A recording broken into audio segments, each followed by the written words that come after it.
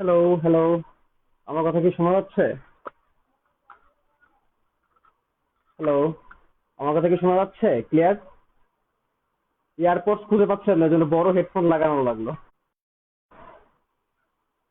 আমার কথা ঠিক মতো শোনা যাচ্ছে কিনা একটু জানিয়ে দাও। এটা লিখে যে হ্যাঁ হ্যাঁ শোনা যাচ্ছে।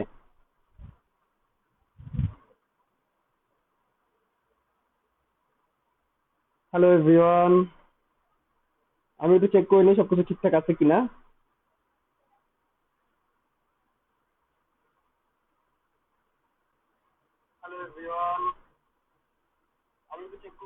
আচ্ছা, আমি তো দেখতে পাচ্ছি সব সব সবকিছু ঠিকঠাকই আছে। তোমরা একটু আমাকে সবাই ইয়েস লিখে জানায় দাও যে ইয়েস এভরিথিং ইজ ওকে। আর আমার মাথায় এই দুটো হেডফোন থেকে ভাইবো না যে কি হয়েছে। আহ, ওয়ালাইকুম আসসালাম, দেখতে পাচ্ছি তোমরা অনেকে জয়েন করে ফেলছো। শোনা যাচ্ছে। যাক, এতক্ষণ পর তাসপিয়া রিফা আমাকে জানাইছে যে শোনা যাচ্ছে। Thank you very much. ওয়ালাইকুম আসসালাম। আচ্ছা, আমি হচ্ছি হাসনাত শুভ্র ভাইয়া, তোমাদের সেই হাসনাত শুভ্র, বা শেখ হাসনাত জামান শুভ্র। লাইভে আসছি হাসনারা বেগম আইডি থেকে, এটা হচ্ছে আমার আম্মুর আইডি। কারণ তোমরা জানো অনেকে যে অলরেডি আমার আইডিটা ইয়ে হয়ে গেছে, কি বলে ওইটাকে, লাইভ থেকে রেস্ট্রিকশন হয়ে গেছে, মানে ব্লক হয়ে গেছে। আচ্ছা, তো আমি থাকবো তোমাদের সাথে বায়োলজিতে। আজকে তোমাদের প্রথম বায়োলজি ক্লাস, এই 2022, অর্থাৎ এসএসসি 2022-এর প্রথম লাইভ ক্লাসে চলে আসছি তোমাদের সাথে। আমি থাকবো বায়োলজি নিয়ে। আর আমি এখন পড়াশোনা করছি শহীদ সোহরাওয়ার্দী মেডিকেল কলেজে। শহীদ সোহরাওয়ার্দী মেডিকেল কলেজে আছি আমি। আমার এইচএসসি ছিল 2016 সালে, এবং এর আগে আমার কলেজ ছিল নরোডেম কলেজ। তো তোমরা সবকিছু ঠিকঠাক আছে কিনা? হ্যাঁ, আমি দেখতে পাচ্ছি তোমরা মোটামুটি সবাই বলতেছো যে এভরিথিং ইজ ওকে, তার মানে সবকিছু ঠিকঠাকই আছে, যেহেতু তোমরা সবাই বলতেছো। Thank you very much. Okay, তাহলে বোর্ডটা ঘুরাই দেই। আচ্ছা, কথা যাদের ক্লিয়ার না তাদের হয়তো বা নেটের সমস্যা আছে, কারণ এখানে সবাই বলতেছে কথা ক্লিয়ার। আচ্ছা, সাউন্ডটা একটু ক্লিয়ার করতে হবে, ঘরের মধ্যে তো। আর তার মধ্যে পাশে হচ্ছে বৃষ্টি পড়তেছে, যার কারণে হয়তো বা সাউন্ডটা ক্লিয়ার শোনা যাচ্ছে না। আচ্ছা, আচ্ছা, আমাকে কি দেখা যাচ্ছে কিনা আমাকে জানাই দাও একটু। আমাকে দেখা যাচ্ছে কিনা? ওকে, আমি তো যেটা শুনতে পাচ্ছি সাউন্ড ক্লিয়ার। আমি কিন্তু সাউন্ড ক্লিয়ার শুনতে পাচ্ছি।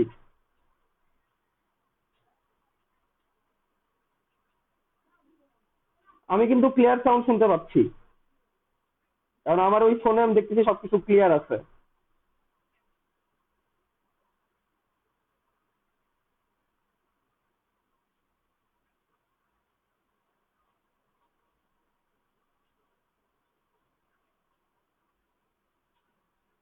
তাও আমি একটু আবার চেক করে নিই সবকিছু ঠিকঠাক আছে কিনা।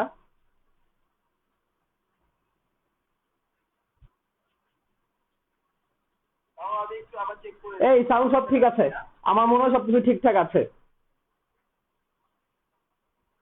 বোর্ডে লেখাও গুলো আরো স্পষ্ট চাই। আমি কিন্তু লেখা স্পষ্ট দেখতে পাচ্ছি। আমি কিন্তু এখানে সব লেখা স্পষ্ট দেখতে পাচ্ছি। আমি দেখতে পাচ্ছি এখানে পরিমাণ 5 থেকে 6 লিটারও দেখা যাচ্ছে। এখানে আমার নাম সবই দেখা যাচ্ছে। তার মানে সবকিছু মোটামুটি ক্লিয়ারই আছে। ওকে, তারপরে যদি মনে হয় যে ক্লিয়ার না, তোমরা একটু নেট কানেকশনটা চেক করতে পারো, ঠিক আছে? আর তার উপর আজকে বৃষ্টির দিন, ঠিক আছে, নেট একটু সমস্যা থাকাটাই স্বাভাবিক। আমার আশেপাশে সেই বৃষ্টি পড়তেছে, বুঝছো, জানলা খোলা, প্রচন্ড বৃষ্টি।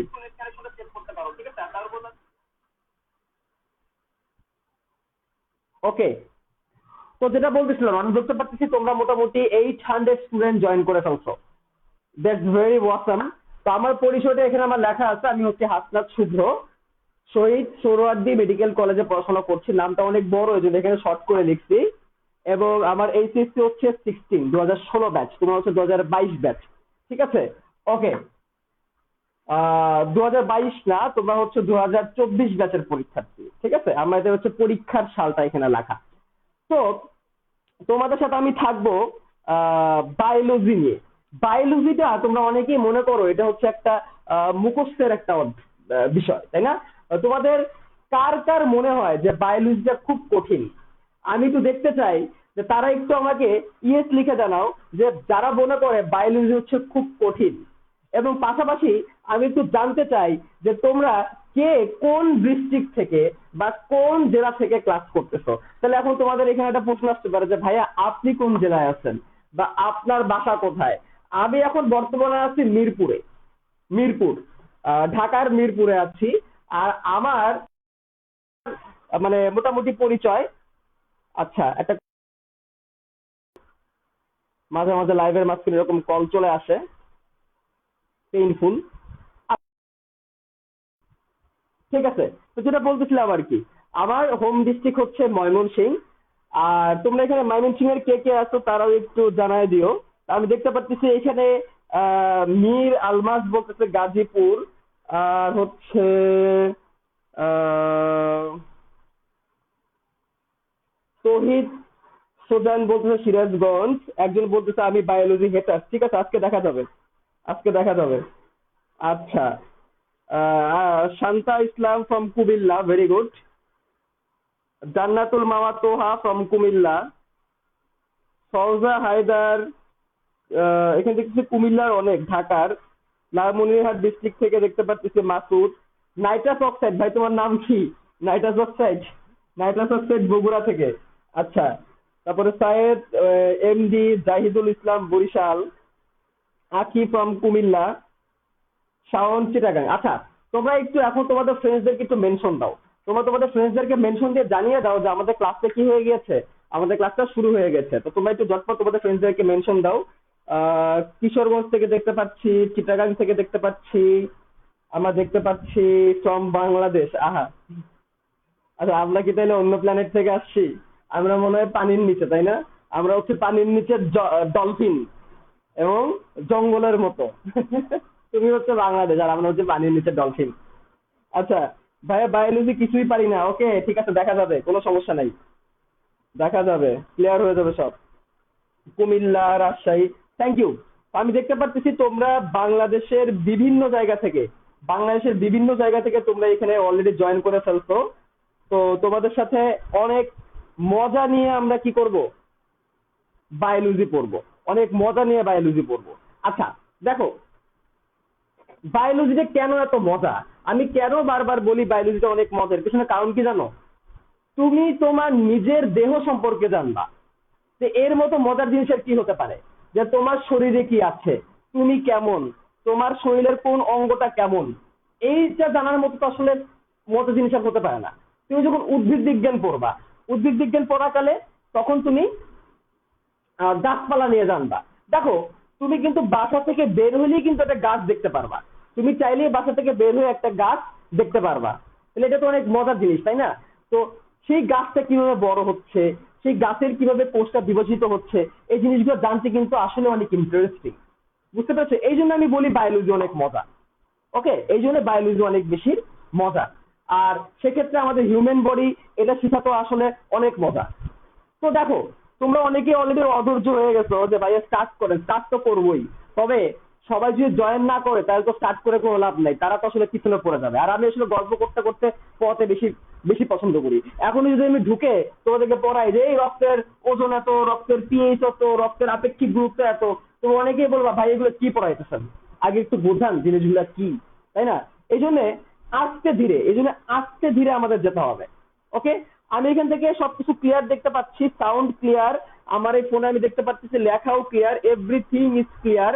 তো তোমাদের যারা এখনো পর্যন্ত ডিফিকাল্টি ফিল করতেছো, তোমরা একটু নেট কানেকশনটা একটু দেখো, আর লাইট যদি কম মনে হয় তোমাদের ব্রাইটনেসটা কি করে দাও, বাড়ায় দাও। ঠিক আছে ভাই, আর একটু জুম করলে ভালো হয়। ঠিক আছে, আমি একটু জুম করে দিচ্ছি, আর একটু জুম মনে হয় করা যাবে। ওকে, আর একটু জুম করে দিলাম, যাও, এখন গাছপালাগুলো দেখা যাবে না। ঠিক আছে, দেখো, আমরা যে চ্যাপ্টারটা সিলেক্ট করেছি সেটা হচ্ছে রক্ত ও সংবহন। এখন তোমরা বলতে পারো ভাইয়া আজকে আপনি যে ট্যাগটা লিখছেন বা ক্লাসে যে ডিসক্রিপশনটা লিখছেন, এই ডিসক্রিপশনে কিন্তু কোথাও রক্ত বা সংবহন কথা লেখা নাই, বা আপনি এখানে বড় করে কোথাও রক্ত বা সংবহন এরকম কিছু লেখেন নাই। প্রথমে ভাইয়া এটা বলেন যে রক্ত কথাটা কেন, মানে রক্ত চ্যাপ্টারটা আপনি কেন দিলেন? প্রথমে এই জিনিসটা প্রশ্ন আসতে পারে, রক্ত চ্যাপ্টারটা কেন দিলেন? তো এটার আনসার হচ্ছে এটা এমন একটা অধ্যায় যে অধ্যায় থেকে একটা না এমনকি দুইটা সৃজনশীল চলে আসে। আচ্ছা, এটা এমন একটা অধ্যায় যেটা কিনা অন্যতম ইজিয়েস্ট একটা অধ্যায়।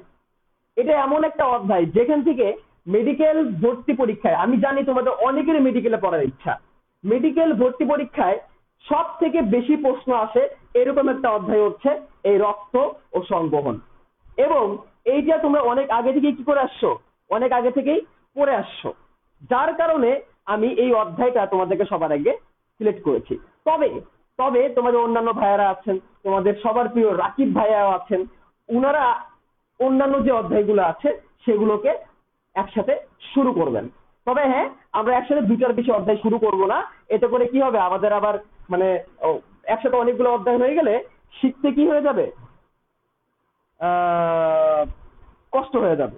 ওকে, অনেকে বলতেছো মেডিকেল পরীক্ষা দিবা না, কিন্তু ঢাকা বিশ্ববিদ্যালয়ে তো পরীক্ষা দেওয়া লাগবে, ভার্সিটিতে তো পরীক্ষা ঠিকই দিবা, তো সেই ভার্সিটিতে পরীক্ষা দিলে তো তোমাকে অবশ্যই বায়োলজি আনসার করতে হবে, তাই না? আচ্ছা দেখো, অধ্যায়ের নাম হচ্ছে রক্ত ও সংবহন। তোমরা কি আমাকে কমেন্টে লিখে জানাতে পারবা যে একজন মানুষের দেহে কত লিটার রক্ত থাকে? একজন মানুষ থাকে, তোমরা এই আনসার দেখো না, আনসার না দেখে একটু আমাকে জানাও তো যে একজন মানুষের দেহে কত লিটার রক্ত থাকে। তোমরা কত লিটার জানতা আগে, তোমরা আগে কত লিটার জানতা সেটা কিন্তু আমাকে একটু জানাই দাও, ঠিক আছে? হ্যাঁ, স্লোলি যাবো স্লোলি যাবো। আর যারা যারা বলতেছো ভাইয়া স্টার্ট করে, স্টার্ট করবো, ঠিক আছে, স্টার্ট করবো, তোমাদের অধৈর্য হওয়া লাগবে না, আমি স্টার্ট করবো। কখন যে স্টার্ট করে ফেলবো তোমরা নিজেরাই বুঝতে পারবা না, ঠিক আছে? তোমরা একটু আমাকে জানায় দাও যে আমাদের মানব দেহে কতটুকু রক্ত থাকে, দেখি তোমাদের ধারণাটা কেমন তোমরা। আচ্ছা, আমি সবার আগে দেখতে পাচ্ছি আসিফা বিনতে ইউসুফ, তুমি বলছো তোমার আনসারটা রাইট। তারপর হচ্ছে আব্দুল ওয়াকিল, তোমার আনসার রাইট। সায়েদা ইসলাম, তোমার আনসারও রাইট। আরেকজন খুব সুন্দর লেখছো যে মোট ভরের 8%। আমি এটাই জানতে চাচ্ছিলাম। দেখো, মানব দেহের রক্তের পরিমাণ হচ্ছে 5 থেকে 6 লিটার। মানব দেহের রক্তের পরিমাণ হচ্ছে 5 থেকে 6 লিটার। কিন্তু এখানে একটা ভাইয়া খুব সুন্দর আনসার করছো, সেটা হচ্ছে মানব দেহের ভরের 8%। এই কথাটা খুবই গুরুত্বপূর্ণ। তার মানে তোমার ওজন যত, তোমার দেহের ভর যত, তার 8%, তার মোটামুটি 8 থেকে 10%, শুধু 8% বললে ভুল হবে, মোটামুটি 8 থেকে 10%ই হবে রক্ত। তার মানে বয়স ভেদে রক্তের তারতম্য হয়। তাহলে আমি এখন যদি আমি বলি যে কারো ওজন 50 কেজি বা কারো ভর 50 কেজি, তাহলে সেই ব্যক্তির রক্ত কি এই 5 থেকে 6 লিটার হবে? তোমরা এই বলো, সেই ব্যক্তির রক্ত কি 5 থেকে 6 লিটার হবে? কারো ভর 50 কেজি, তাহলে তার রক্ত কত লিটার হবে বা কতটুকু রক্ত হবে তার মধ্যে? তোমরা একটু আমাকে জানায় দাও। আমি সবসময় বলি বায়োলজি মুখস্থ করবা না, বায়োলজিটাকে ফিল করার চেষ্টা করবা, বায়োলজিটাকে বোঝার চেষ্টা করবা। আমি বলছি 8% ভর। তাহলে কারো ওজন যদি 50 কেজি হয়, কারো ওজন যদি 50 কেজি হয়, তাহলে তখন তার ভর কতটুকু হবে? তখন তার ভর কতটুকু হবে এটা আমাকে একটু জানায় দাও, ঠিক আছে? তখন তার রক্তের ভর কতটুকু হবে কারো যদি ওজন 50 কেজি হয়? তোমরা একটু জানায় দাও। ভেরি গুড, 5 8 এ 40, তার মানে 4, তার মানে হচ্ছে 4 লিটার, তার মানে হচ্ছে কত? 4 লিটার। এই যে এটা হচ্ছে ফ্যাক্ট। তার মানে কি বুঝলাম? তার মানে বুঝলাম বয়স বাড়ার সাথে সাথে মানুষের যখন ওজনও বাড়ে তখন তার রক্ত কি হয়? আপ ডাউন হয়।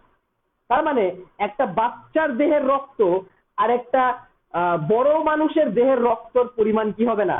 সেম হবে না। এবং সেম কারণেই স্ত্রী দেহে রক্তের পরিমাণ তুলনামূলক কম। তোমরা যারা গাজী আজমল স্যারের বই বাদে অন্যান্য স্যারের বই পড়ো, তোমরা দেখবা যে স্ত্রী দেহের রক্তের পরিমাণ তুলনামূলক কম বলেছে পুরুষ দেহ থেকে। কারণ সাধারণত স্ত্রী দেহের আকৃতিটা তুলনামূলক কি হয়? নারী দেহের আকৃতি তুলনামূলক কম হয়, এই জন্য তাদের দেহের রক্তের পরিমাণও কম। গুড, তোমরা খুব রাইট অ্যান্সার দিচ্ছ। এবার দেখো পিএইচ এর কথা বলছে। রক্তের পিএইচ হচ্ছে 7.35 থেকে 7.45। রক্তের পিএইচ 7.35 থেকে 7.45। তাহলে রক্তের ধর্ম কেমন? তোমাদেরকে একটা প্রশ্ন, এই বছর মেডিকেল ভর্তি পরীক্ষার একটা প্রশ্ন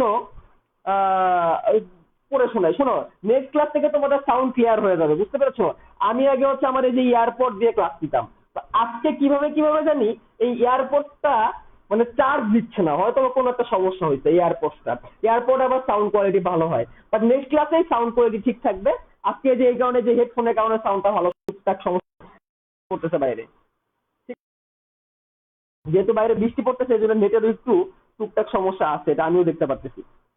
ওকে, বৃষ্টির দিন তো এই জন্য একটু কমপ্লিকেশন থেকেই যায়। তো দেখো, এই বছর মেডিকেল ভর্তি পরীক্ষা 2020-21 সালের মেডিকেল ভর্তি পরীক্ষার একটা প্রশ্ন ছিল এরকম, নিচের কোনটি রক্তের ধর্ম? নিচের কোনটি রক্তের ধর্ম? এটা এবার মেডিকেল ভর্তি পরীক্ষার একটা প্রশ্ন। অপশন কি কি ছিল? অপশনে ছিল অম্লীয়, অপশনে ছিল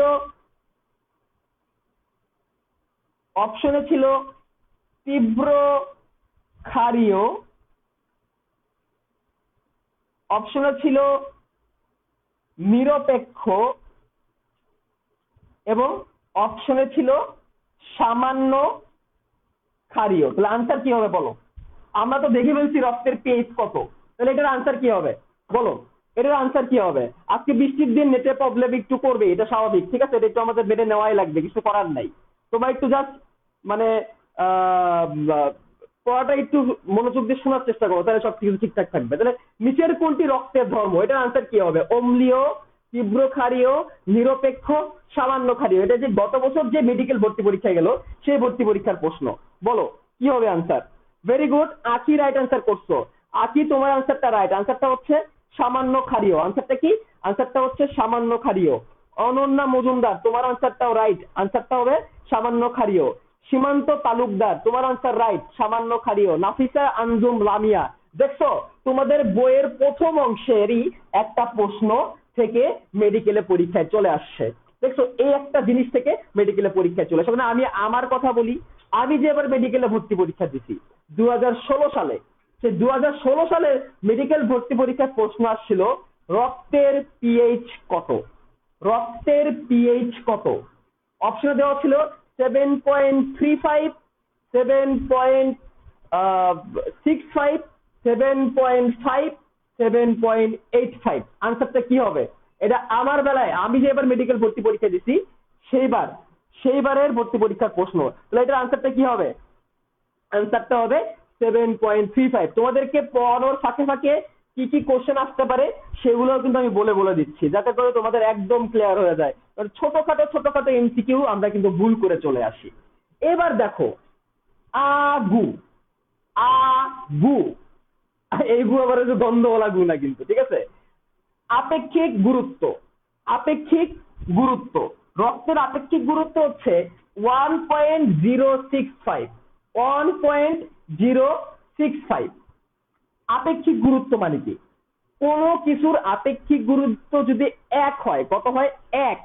আমি লিখি, কোন কিছুর আপেক্ষিক গুরুত্ব যদি 1 হয় তাহলে সেটা পানির সাথে সমানভাবে মানে পানিতে এরকম অর্ধ নিমজ্জিত হয়ে থাকবে। কোন কিছুর আপেক্ষিক গুরুত্ব যদি 1-এর কম হয় তাহলে সে পানিতে ভাসবে, আর আপেক্ষিক গুরুত্ব যদি 1-এর বেশি হয় তাহলে সে পানিতে ডুবে বা মিশে যাবে।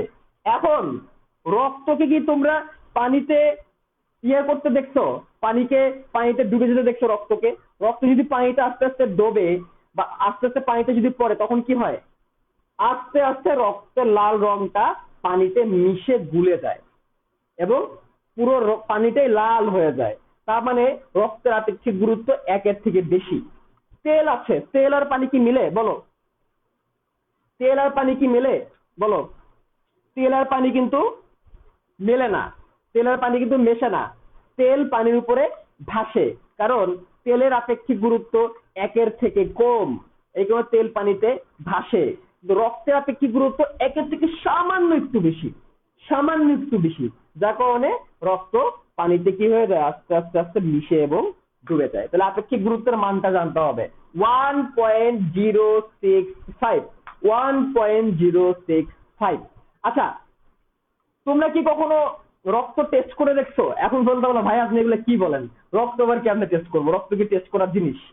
আচ্ছা, অনেক সময় জিভে কামড় লাগে কেটে যায় এটা মুখের ভিতরে, অনেক সময় দাঁতে দাঁতে কামড় লাগে না, দাঁতের সাথে এই গালে কামড় লাগে, ঠিক আছে। আবার অনেক সময় বাচ্চা গেলে আমরা কি করতাম, কোনো একটা জায়গায় কেটে গেছে, মুখ দিয়ে এরকম এরকম করে চেপে ধরতাম, ঠিক আছে, তখন রক্ত লেগে কিন্তু মুখে যেত। হ্যাঁ, রক্তের স্বাদটা কেমন, রক্তের স্বাদটা কেমন বলো তো?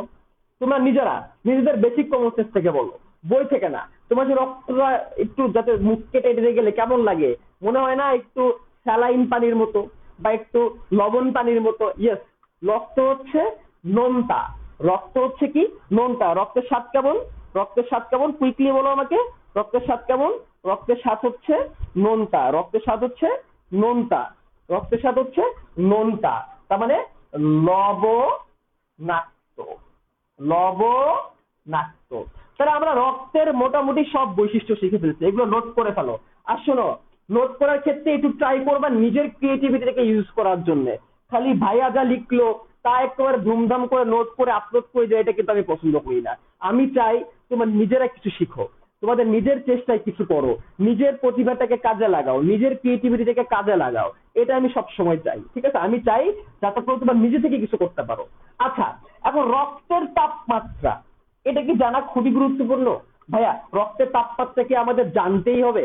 রক্তের তাপমাত্রা জেনে আমি করবোটা কি, রক্তের তাপমাত্রা জেনে আমার লাভটা কি? ঠিক আছে, তো এই ক্ষেত্রে আমি এটার আনসার দিব এটা, যে রক্তের যে তাপমাত্রাটা এটাই হচ্ছে আমাদের দেহের তাপমাত্রা। তোমার যখন জ্বর আসে তখন এটার এফেক্টটা সারা দেহের সাথে রক্তের মধ্যেও পড়ে, তখন রক্তের তাপমাত্রা বেড়ে যায়। বুঝতে পেরেছো? তার মানে তোমার দেহের তাপমাত্রা যেটা, ওটাই রক্তের তাপমাত্রা। তো ঝামেলাটা কোন জায়গায় হইছে, আমরা থার্মোমিটারে যখন জ্বর মাপি তখন আমরা কত দিয়ে মাপি? আমরা কি সেন্টিগ্রেডে মাপি না ফারেনহাইটে মাপি? কুইক আমাকে জানাও, কুইক আমাকে জানাও। আর যারা বলতেছো যে ভাই নেটের সমস্যা করতেছে, ক্লিয়ার না, এই দেখো, এই দেখো ভাইয়ারা, এই যে আমি আরেকটা ফোনে আমি এটা দিয়ে রাখছি, বুঝছো, আমার আরেকটা ফোনে আমি দেখতেছি, এখানে দেখো সব কিছু ক্লিয়ার, আমার আমার ফেস ক্লিয়ার, দেখো আমার লেখা ক্লিয়ার, তোমাদের কথা ক্লিয়ার, এভরিথিং ইজ ক্লিয়ার, তার মানে সবকিছু ক্লিয়ারই আছে। তার মানে তোমাদের যদি কারো একটু প্রবলেম হয়, ভাইয়ারা একটু কষ্ট করে, ভাইয়ারা না আমার আমার তোমরা হচ্ছে আমার নিজের ছোট ভাইয়ের মতো, বুঝছো। আমার তো কোনো ভাই বোন নাই, আপন কোনো ভাই বোন নাই, এই জন্য আমি আমার স্টুডেন্টদেরকে নিজের আপন ভাই বোনদের মতো দেখি, ঠিক আছে। তো এই জন্য আমি বকা দেই, এই জন্য আমি আদর করি, মাঝে মাঝে তুই বলেও ডাকি, ঠিক আছে। তো এই জন্য বলতেছি যে ভাইয়া দেখো, আমাদেরকে একটু সহানুভূতিশীল হতে হবে। তুমি ভাইয়াদের কাছে অনেক এক্সপেক্ট করো, তুমি টিচারদের কাছে অনেক এক্সপেক্ট করো, টেনএমএস এর কাছেও করো, কারণ তুমি এখানে টাকা দিয়েছো, তো তোমার এক্সপেকটেশনটা আরো বেশি। আমরা চেষ্টা করি তোমাদের এক্সপেকটেশনটা রাখার, ঠিক আছে। এখন ধরো তোমার বড় ভাই যদি কোনোদিন তোমার আশাটা পূরণ করতে না পারে, বা ধরো কোনো একটা সমস্যার কারণে যদি করতে না পারে, তুমি কি মন খারাপ করবা? একটু তো খারাপ লাগবেই, বা আফটার অল তোমার ভাই। তো তোমরা হচ্ছে আমার কাছে সেই ছোট ভাই বোনের মতো, এই জন্য আমরা চেষ্টা করি সবসময় তোমাদেরকে বেস্টটা দেওয়ার জন্য। তারপর ওই দেখো পরিবেশ প্রতিকূলতা, আমি পারলে তোমাদেরকে দেখাইতাম যে কি পরিমাণ বৃষ্টি পড়তেছে, বুঝতে পারছো, এটা পারতেছি না, বুঝছো। এই জন্য আমি এক্সট্রিমলি সরি, বাট তারপর ট্রাই করছি। যে দেখো আজকে ক্লাসের আগে আমার এয়ারপোর্টটা নষ্ট হয়ে গেল, এখন তোমাদের সাউন্ডের একটা সমস্যা, বাট আমরা ট্রাই করি সবকিছু ক্লিয়ার করার জন্য। ওকে, এবার দেখো রক্তের যে তাপমাত্রা, আমরা কিন্তু তাপমাত্রা কিভাবে মাপি? আমরা তাপমাত্রা মাপি কিন্তু ফারেনহাইটে। তো ঝামেলাটা আমাদের বই এখানেই করছে। আমাদের হাতে যে বইটা আছে, আমরা গাজী আজমল স্যারের বই পড়ি, আমরা নুরি পারভিন ম্যাডামের বই পড়ি, আমরা আলিম স্যারের বই পড়ি, তো ওইখানে না সেটাকে ফারেনহাইটে না দিয়ে সেলসিয়াসে দিয়ে ফেলছে। বা তোমরা এই 36 থেকে 38 কে তুমি ফারেনহাইটে কনভার্ট করো, আমাদের ক্যালকুলেটর আছে না, ক্যালকুলেটরে কিন্তু করা যায়, তখন দেখবে এটা কিন্তু 96 থেকে 98 এর মাঝখানেই থাকবে। তার মানে নর্মাল দেহের তাপমাত্রা 96 থেকে 98, সেটাকে সেলসিয়াস করলে এটাই হয়। তাহলে আমরা মুখস্থ করার দরকার নাই, নর্মাল দেহের তাপমাত্রা করো। নর্মালি দেহের তাপমাত্রা কত আমরা কত বলি? নর্মালি দেহের তাপমাত্রা, নর্মালি দেহের তাপমাত্রাটাকে আমরা কত বলি? 96 বলি বা 98 বলি, ওটাকে তুমি সেলসিয়াস করো, তাহলে তোমার এটা মুখস্থ করা লাগবে না। আমি চাই না যে তোমরা বায়োলজিটাকে মুখস্থ করো, আমি চাই না তোমরা বায়োলজিটাকে কি করো, মুখস্থ করো। আমি চাই যে তোমরা সেই বায়োলজিটাকে উপলব্ধি করে, মানে একটু মাথা খাটিয়ে কিভাবে চিন্তা করে সহজ করা যায়, সেটা থাকে সবসময় আমার চেষ্টা। আর আজকে লাস্টের দিকে তোমাদেরকে রক্তরসের গল্প শোনাবো, আমি গ্যারান্টি দিলাম ওই গল্প শুনে তোমরা সকল বায়োলজির গল্প ভুলে যাও, আমি গ্যারান্টি দিলাম, ঠিক আছে। আমি একদম পুরোপুরি তোমাদের গ্যারেন্টি দিলাম, এই গল্পটা শোনার পরে যারা যারা মনে করো যে বায়োলজি কঠিন, তাদের পুরো ধারণাই চেঞ্জ হয়ে যাবে। তাদের কাছে জীবন আর বায়োলজি কঠিন মনে হবে না। আচ্ছা, এবার দেখো রক্ত নিয়ে একটা বোঝার কথা বলি। ব্লাড টেস্টের সময় কি করে, রক্তকে টেস্ট টিউবে নেয়। আমার কাছে তখন টেস্ট টিউব নাই, কি দিয়ে দেখাই? আচ্ছা, এটা দিয়ে দেখাই। ধরো এটা হচ্ছে টেস্ট টিউব, আর এটা ধরো হচ্ছে রক্ত, নীল রক্ত। এখন নীল তো কারো রক্ত হয় না, রক্তের রং তো লাল হয় হিমোগ্লোবিনের কারণে। আচ্ছা ধরে না এটা শুভ্র ভাইয়ের রক্ত, শুভ্র ভাই নীল শার্ট পরছে, বা ধরো এটা হচ্ছে হালকের রক্ত, হালকের রক্ত তো আবার সবুজ হয় তাই না? হালকের রক্ত তো সবুজ, হালক তো সবুজ। আর ধরো এটা হচ্ছে রক্ত, এটা হচ্ছে রক্ত, ঠিক আছে? তো এই রক্তটাকে নিয়ে, এটাকে নিয়ে তোমাকে কি করতে হবে? তোমাকে একটা টেস্ট টিউবের মধ্যে নিয়ে, এরকম টেস্ট টিউবের মধ্যে নিয়ে একটা মেশিন আছে, ওই মেশিনের নাম হচ্ছে সেন্ট্রিফিউজ মেশিন। আমার আইপ্যাডটা কুল, দাঁড়াও আমি তোমাদের সেন্ট্রিফিউজ মেশিনের একটা ছবি দেখাই। হ্যাঁ, আমি ভুলেই গেছিলাম যে এই ছবিটা তোমাদেরকে দেখাইতে হবে। ঠিক আছে, আমি বের করে তোমাদেরকে এই ছবিটা দেখাচ্ছি কুইক। তো রক্ত, এই মেশিনটার নাম হচ্ছে সেন্ট্রিফিউজ মেশিন। আচ্ছা, এ, এ, এ, এ, এই যে পেয়ে গেছি। এই দেখো, ওপেন ইন ব্যাকগ্রাউন্ড, ওয়েট।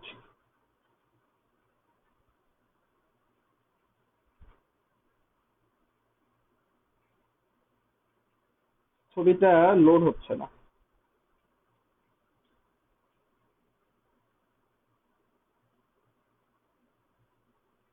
আচ্ছা, তো ছবিটা লোড হোক, তারপর তোমাদের আমি দেখাই সেন্ট্রিফিউজ মেশিনটা কেমন। ওই মেশিন এরকম খোপ খোপ খোপ খোপ খোপ খোপ খোপ খোপ জায়গা থাকে, বুঝছো? খোপ খোপ খোপ খোপ জায়গা থাকে, এবং ওই খোপের ভিতরে তুমি যদি রক্তটাকে রাখতে পারবা। এই দেখো, এই যে পেয়ে গেছি ছবি, এই দেখো, এই খেয়াল করে দেখো, এটা একটা সেন্ট্রিফিউজ মেশিনের ছবি। ঠিক আছে, সেন্ট্রিফিউজ মেশিনের ছবি।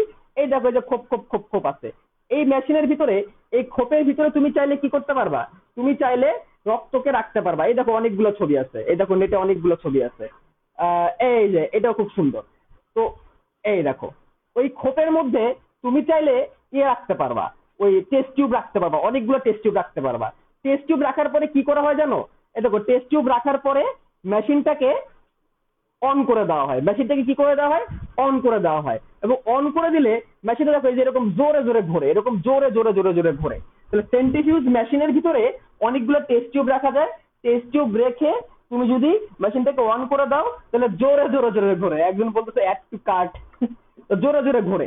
এবং এই জোরে জোরে কিছুক্ষণ তুমি যদি কি করো, ঘোরাও, কিছুক্ষণ তুমি যদি ঘোরাও, তখন কি হবে জানো? তখন একটা মজার ঘটনা ঘটবে। ঘটনাটা কি খেয়াল করো, জোরে জোরে কিছুক্ষণ ঘুরাইতে হবে, অনেক স্পিডে ঘুরবে, অনেক স্পিডে। কি হবে জানো? এই ধরো এই টেস্ট টিউবের মধ্যে তুমি রক্ত নিছিলা, যে ঘটনাটা ঘটবে, রক্ত এরকম দুইটা পার্টিশনে ভাগ হয়ে যাবে, এরকম দুইটা পার্টিশনে ভাগ হয়ে যাবে। নিচের পার্টটা খুব গাঢ় থাকবে, কালো থাকবে। নিচের পার্টটা খুব গাঢ় থাকবে এবং কালো থাকবে, ঠিক আছে? নিচের দিকে। আর উপরে যেটা বেশি অংশ জুড়ে থাকবে, এই জায়গাটা থাকবে পাতলা। এই জায়গাটা নিবে হচ্ছে 45%। তাহলে এরা কি, এই ঘুরানোর কারণে, এই যে জোরে জোরে তুমি ঘুরাইলা, এই জোরে তুমি যে জোরে জোরে ঘুরাইলা, এই ঘুরানোর কারণে রক্তের যে ভারী জিনিসগুলো আছে, রক্তের ভারী জিনিস কি? রক্তের কণিকা। রক্তের ভারী জিনিস কি? রক্তের কণিকা। সেই কণিকাগুলা নিচের দিকে চলে আসছে। সেই কণিকাগুলা কি? নিচের দিকে চলে আসছে। ভারী ভারী বস্তু নিচে থাকে, হালকা বস্তু উপরে থাকে। এবং রক্তের যে রসটা, মানে পানির মতো উপাদানটা, সেটা কি করছে? সেটা উপর দিকে চলে আসছে, তার মানে কি, এই ঘুরানোর কারণে রক্তরস আর রক্ত কণিকা আলাদা হয়ে গেছে, জোরে জোরে জোরে জোরে ঘোরানোর কারণে। এটা তুমি কেমনে বুঝবা? এটা বোঝানোর জন্য আমার একটু কিচেনে যেতে হবে, বুঝছো? কিচেনে যে একটা কিছু আনতে হবে, কিন্তু আমি কি সেটা পাবো? শুভ্র ভাই কি সেটা পাবে? আচ্ছা, শুভ্র ভাই একটা জিনিস পাইছে, দেখি এটা দিয়ে বোঝানো যায় কিনা। সেটা হচ্ছে এই যে এখানে কিছু মানে ডাল রাখা আছে, বুঝছো? ডাল, ডাল, এই যে ডালগুলো আবার ছোট বড়, বুঝছো? ডালগুলো আবার ছোট বড়, এই যে দেখতে পাচ্ছ ডাল। তো এইখানে যদি আমি 5-6 রকমের ডাল একসাথে মিক্স করে এরকম করে ঝাঁকাই, এই যে এরকম করে যদি ঝাঁকাই, ঠিক আছে, এরকম করে যদি ঝাঁকাই, তখন কি হবে জানো? তখন যে বড় বড় দানাগুলো আছে, সে বড় বড় দানা আর ক্ষুদ্র ক্ষুদ্র দানাগুলা আলাদা হয়ে যাবে, ভারী জিনিসগুলা নিচে পড়ে যাবে আর হালকা জিনিসগুলো আস্তে আস্তে উপরে চলে আসবে। ঠিক আছে, তো এই জিনিসটা কেন হয়, এই কাজটা কেন হয়? ঠিক আছে, এইটা হচ্ছে কারণ হচ্ছে এই যে ঝাঁকানো বা এই যে কাজটা আমরা করলাম, এর ফলে ভারী আর হালকাটা আলাদা হয়ে গেল, ভারী আর হালকাটা আলাদা হয়ে গেল। ঠিক আছে, আর শোনো, তোমাদের যাদের হচ্ছে কমেন্টে একটু পছন্দ দিলে কমেন্ট সেকশনটা আলাদা হয়ে যাবে, আর হচ্ছে লাইভ সেকশনটা আলাদা হয়ে চলে আসবে। ঠিক আছে, আমি তো আমারই দেখতে পাচ্ছি না।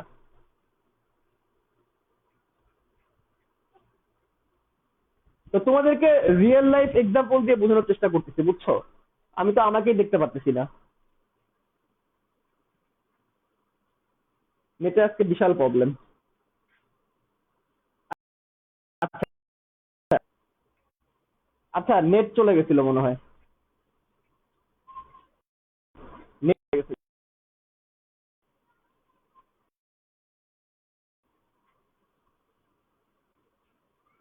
নেট টোটালি চলে গেছিল, যার কারণে একদম সব লাইভ ইন্টারাপ্ট হয়ে গেছে। আমার নেট চলে গেছিল, এবার এবার তোমাদের প্রবলেম, এবার আমার প্রবলেম।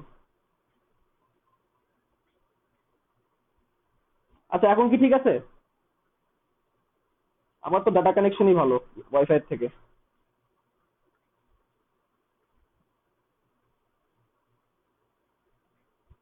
এখন কি ঠিক আছে?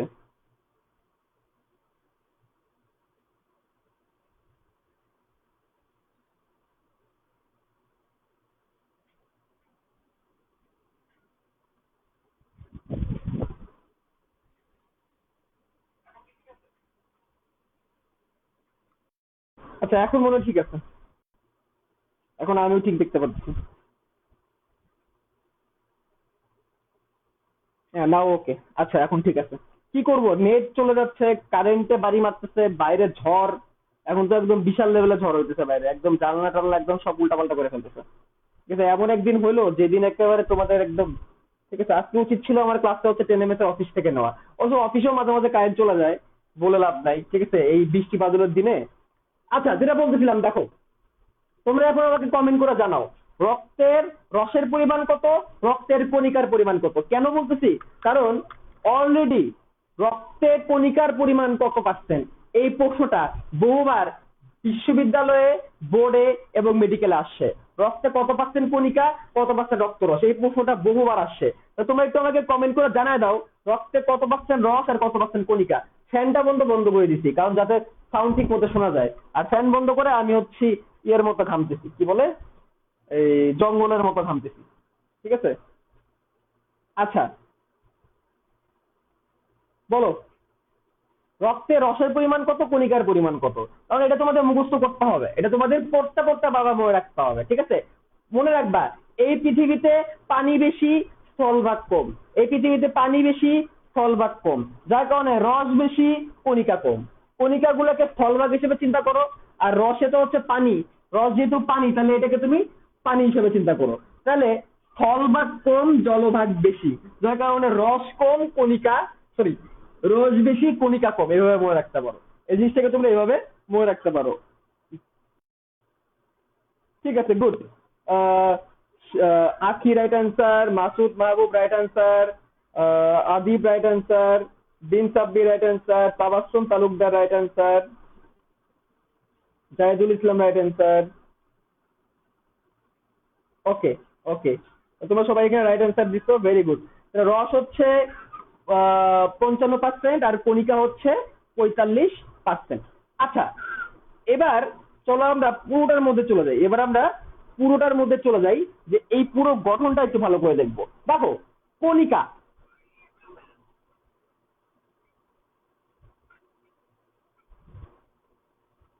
আচ্ছা, কণিকা, আমরা এখন কণিকাতে যাব। ঠিক আছে, আমরা এখন যাব হচ্ছে কণিকাতে। তো কণিকা, জাস্ট মিনিট,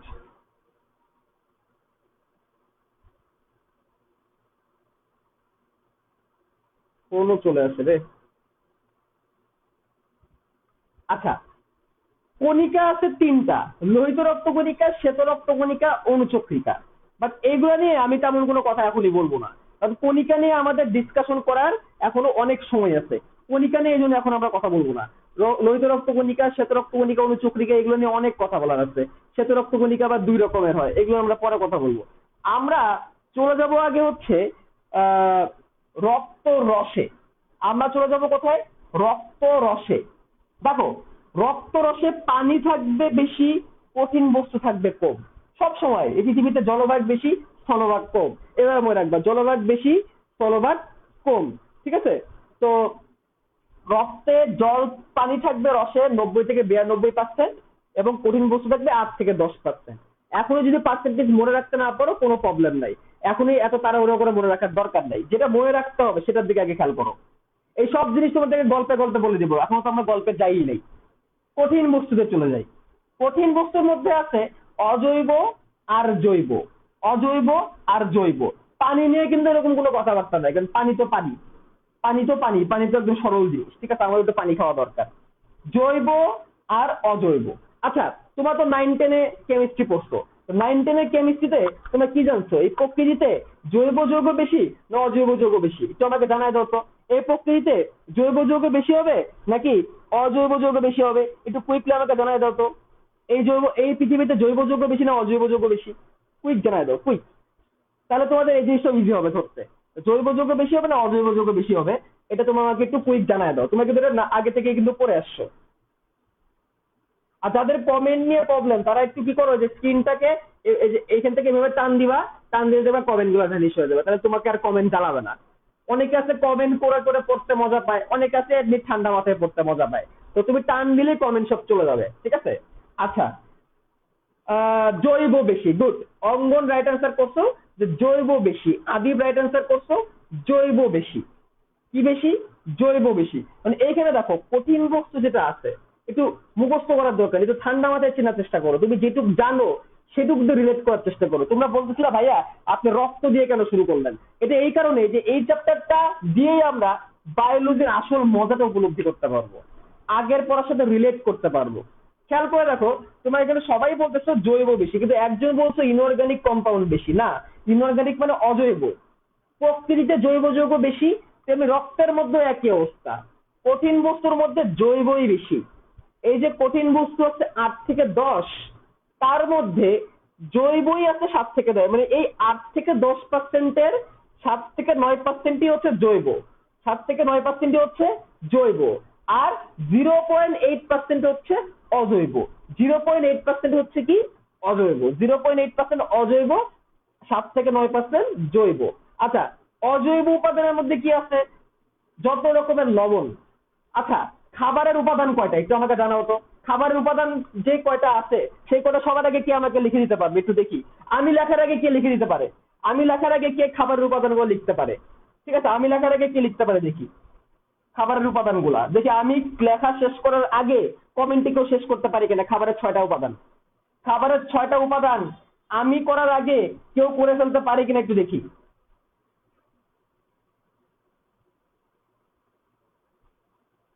আমি লেখার আগে কেউ লিখতে পারে কিনা।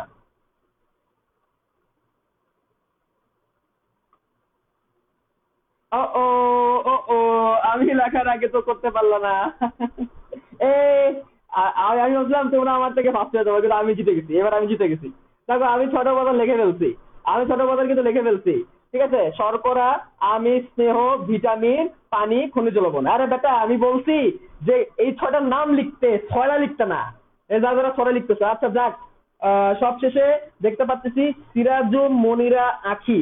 সিরাজু মনিরা আখি, তুমি সবার আগে লিখছো শর্করা, আমিষ, স্নেহ, ভিটামিন, খনিজ এবং লবণ। Keep a big hand for her.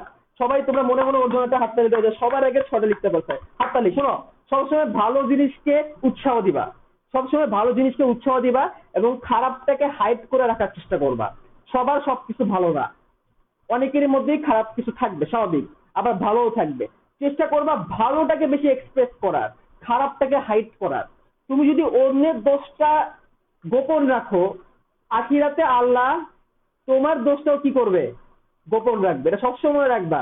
অন্যের দোষ নিয়ে সমালোচনা করার থেকে অন্যের ভালো জিনিস নিয়ে বেশি কথা বলবা। কে কি করলো না করলো, কি করলো না করলো, সবাই ভালো, সবাই চেষ্টা করে ভালো করার জন্য। বুঝতে পেরেছো? যেমন ওই যে ও ভালো করলো, সবাই একটু হাততালি দিয়ে ফেলো ওর জন্য। এবং তারপরে যারা যারা করতেছে এখন দেখতেছি সবাই, হুমায়রা ইকরা, সৈকত দাস, সঞ্জয় দাস, অক্সিজেন, বাহ কি নাম, সুলতানা লিপি, সবাই সবাই গুড।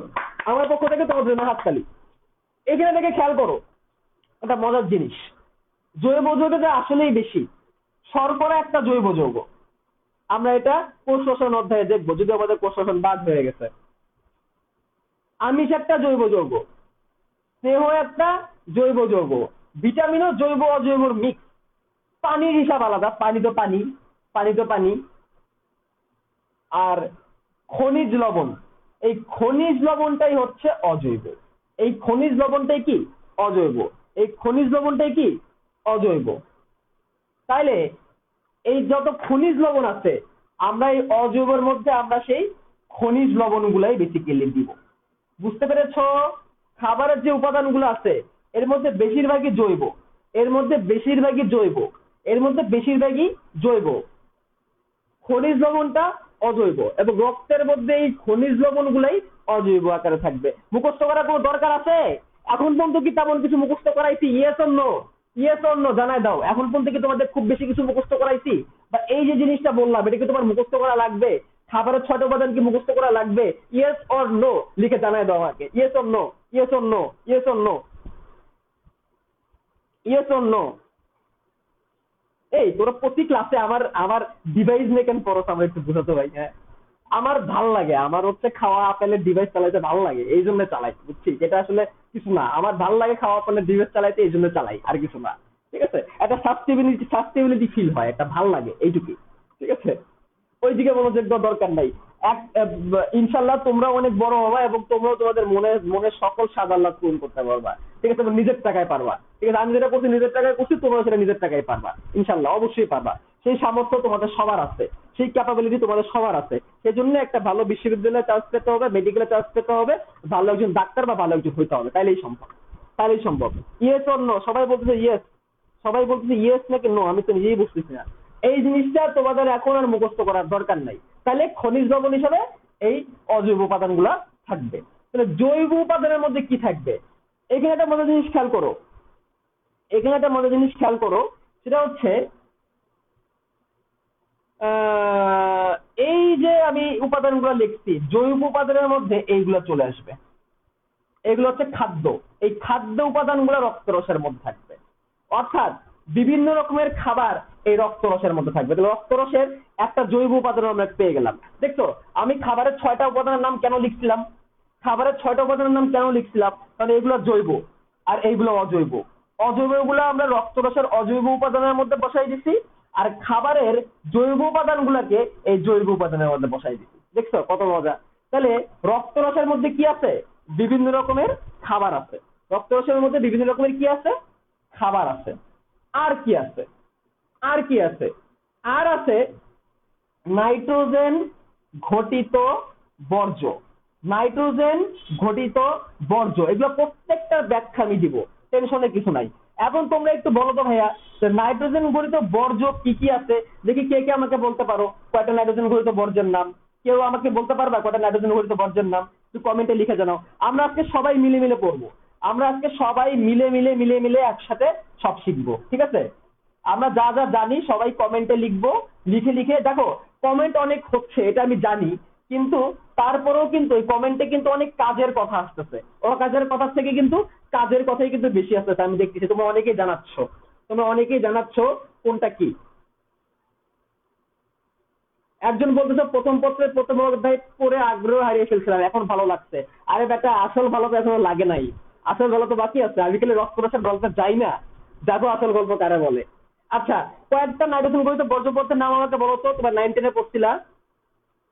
আচ্ছা, ইউরিয়া, ভেরি গুড, একজন লেখছে ইউরিয়া, গুড গুড। আরেকটা নাম বলো তো। ইউরিন, ইউরিন তো মূত্র, আর ইউরিন তো হচ্ছে প্রস্রাব, মুত, মুত যারা কয় মুত, আমাদের ময়মনসিংহ আঞ্চলিক ভাষায় কয় মুত, বুঝছো, মূত্র, ইউরিন। ইউরিন কি রক্তের মধ্যে থাকবে? ইউরিয়া থাকবে, ইউরিন থাকবে না। আরে বেটা, রক্তের মধ্যে যদি ইউরিন থাকে তাহলে তো কারো রক্ত শূন্য, তাহলে ইউরিন খাইছে রে, খাইছে। আচ্ছা, ইউরিক অ্যাসিড এটা হইতে পারে, ইউরিক অ্যাসিড। কি কয় রে, কি কয়, রক্তের মধ্যে নাকি ইউরিন থাকে রে? রোগী মেরে আসবে বেটা, রোগী মেরে যাবে এসব করলে। আচ্ছা, এবার হচ্ছে ক্রিয়েটিনিন, ক্রিয়েটিনিন থাকে, ক্রিয়েটিনিন। গুড, এই কটা হলেই চলবে। এগুলো হচ্ছে নাইট্রোজেন ঘটিত বর্জ্য, এইগুলো হচ্ছে কি নাইট্রোজেন ঘটিত বর্জ্য, নাইট্রোজেন ঘটিত বর্জ্য, এগুলো রক্তরসে থাকবে। Urea, uric acid, creatinine, xanthine, ammonia. হ্যাঁ ঠিক আছে, অ্যামোনিয়াও অ্যাড করতে পারো, অ্যামোনিয়াটাও অ্যাড করতে পারো, করে দাও অ্যামোনিয়া, অ্যামোনিয়া করে দিলাম, অ্যাড অ্যামোনিয়া। গুড, রক্তের মধ্যে ইউরিন ঢুকাই দিছে রে। আচ্ছা, এবার এবার আর কি থাকে, আর কি থাকে, আরো কিছু জিনিস থাকে। কি থাকে এইখানে? থাকে, এই দেখো আমিষ লিখছিলাম না, আমিষ, 4 রকমের প্রোটিন থাকে, এগুলোকে প্লাজমা প্রোটিন বলে। কি বলে? Plasma protein. এখন একটু মুখস্থ করাবো তোমাদের, এখন একটু ছোট্ট জিনিস মুখস্থ করাবো, এবং এখন যেটা পড়াবো এটা অনেক গুরুত্বপূর্ণ, এটা অনেক গুরুত্বপূর্ণ। কারণ এই জিনিসটার উপর, এই প্লাজমা প্রোটিন কথাটার উপর অনেক কিছু নির্ভর করতেছে সামনে। এই জিনিসটাকে তুমি সামনে অন্যান্য অধ্যায়েও পাবা। আচ্ছা, প্লাজমা মানে কি? রক্ত রসকেই ইংলিশে বলা হয় প্লাজমা, রক্তরসকেই ইংলিশে বলা হয় প্লাজমা, রক্তরসকে ইংলিশে বলা হয় প্লাজমা। আর প্লাজমা প্রোটিন মানে রক্তরসে থাকা প্রোটিন। প্লাজমা প্রোটিন মানে কি? প্লাজমা প্রোটিন মানে হচ্ছে রক্তরসে থাকা প্রোটিন, যে জিনিসটা আমি এখানে লিখছি। এইখানে 4টা গুরুত্বপূর্ণ প্রোটিনের নাম আছে, খুবই গুরুত্বপূর্ণ, খুবই গুরুত্বপূর্ণ। এগুলোর নাম কি আমি একটু লিখি, দাঁড়াও আমি একটু লিখি। নাম হচ্ছে অ্যালবুমিন। নাম কি? Albumin, globulin. কি নাম? Albumin, globulin. তারপরে হচ্ছে ফিব্রিনোজেন, ফিব্রিনোজেন, ফিব্রিনোজেন। আরেকটা আছে প্রোথ্রম্বিন, প্রোথ্রম্বিন। আরেকটা আছে প্রোথ্রম্বিন। এই 4টার নাম এতক্ষণ পর এসে বলতেছি ভাই একটু মুখস্থ করো, এতক্ষণ পরে এসে বলতেছি যে এই কটাকে একটু তোমাকে কি করতে হবে? মুখস্থ করতে হবে। অ্যালবুমিন, গ্লোবিউলিন, ফিব্রিনোজেন, প্রোথ্রম্বিন, এইগুলো হচ্ছে রক্তের প্রোটিন, অনেক কাজ করে, যেমন রক্ত জমাট বাঁধাতে হেল্প করে, রক্তের বিভিন্ন জিনিস পরিবহন করে, অনেক কাজ করে, এবং এগুলো রক্ত রসে থাকে বলে এগুলোকে প্লাজমা প্রোটিন বলতেছে। এখন এইটাকে মনে রাখার একটা টেকনিক আছে, আমিও টেকনিকটা লিখবো, তোমরাও লিখবা। টেকনিকটা হচ্ছে আগে গেলে বাঘে থুকু, আগে গেলে ফুল পাবে, আগে গেলে ফুল পাবে। আমিও আগে গেলে বাঘে খাই বলে ফেলি খালি, আগে গেলে ফুল পাবে। অ্যালবুমিন, গ্লোবিউলিন, ফুল ফর ফিব্রিনোজেন, পাবে ফর প্রোথ্রম্বিন। আগে গেলে অ্যালবুমিন আর গ্লোবিউলিন, ফুল ফর ফিব্রিনোজেন, প্রোথ্রম্বিন ফর পাবে। ঠিক আছে, আগে গেলে ফুল পাবে। ঠিক আছে, ওকে। এবার এটাকে মনে রাখার আরেকটা টেকনিক আছে, আরেকটা টেকনিক আছে। আচ্ছা, জৈব উপাদানের পরিমাণ অনেকে বলছে 0.8, 0.9, এটাকে 0.9ই করে দাও। আমি যে বইটা দেখতেছিলাম সেটাকে 0.8 দেওয়া, বা নতুন বছরের আপডেটে 0.9 করে দাও, 0.9 করে দাও এটাকে। এটা আমি আগে বলতে যাচ্ছিলাম, ভুলে গেছিলাম। ঠিক আছে, এটাকে আরেকটা মনে রাখার টেকনিক আছে, সেটা হচ্ছে GPA 5, GPA 5 দিয়ে মনে রাখতে পারো। Globulin, prothrombin, albumin, fibrinogen, globulin, prothrombin, albumin, fibrinogen. তাহলে এখন ঝটপট ঝটপট 4টা প্লাজমা প্রোটিনের নাম আমাকে লিখে দাও, তাড়াতাড়ি তাড়াতাড়ি 4টা প্লাজমা প্রোটিনের নাম আমাকে লিখে দাও, কুইক কুইক। তোমরা এখন 4টা প্লাজমা প্রোটিনের নাম আমাকে লিখে দিবা, কুইক, আমি দেখতে চাই। আগে গেলে ফুল পাবে, অ্যালবুমিন, গ্লোবিউলিন, ফাইব্রিনোজেন, প্রোথ্রম্বিন। আমি চাই সবাই লেখো, কুইক, সবাই সবাই সবাই সবাই সবাই সবাই লিখে দাও। আমার গেটে জানি কে আসছে।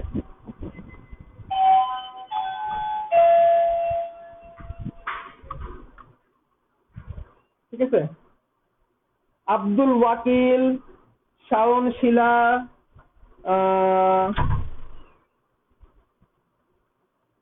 আফরোজা আনিশা, গুড, সবাই সবাই।